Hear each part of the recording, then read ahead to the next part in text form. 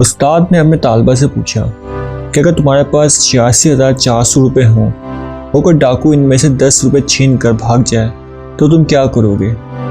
क्या तुम उसके पीछे भागकर अपनी लूटी हुई 10 रुपये की रकम वापस हासिल करने की कोशिश करोगे या फिर अपनी बाकी के बचे हुए 86,390 रुपये को हिफाजत के साथ लेकर अपने रास्ते पर चलते रहोगे?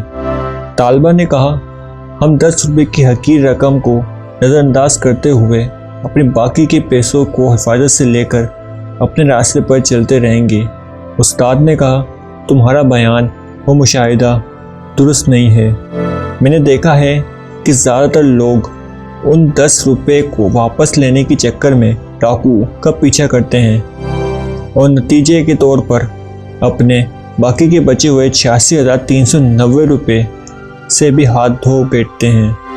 तालबा ने हैरत से उस्ताद को देखते हुए कहा, सर ये नामुमकिन है, ऐसा कौन करता है? उस्ताद ने कहा, ये 86,400 असल में हमारे एक दिन के सेकंड्स हैं।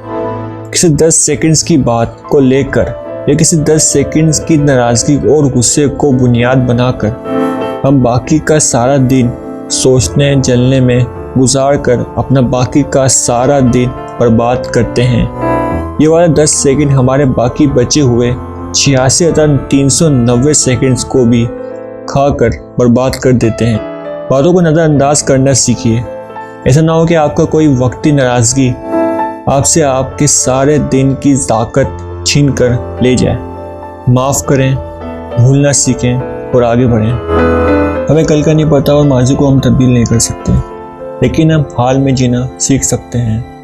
मिलते हैं एक अनदर वीडियो के साथ। अल्लाह हाफिज़।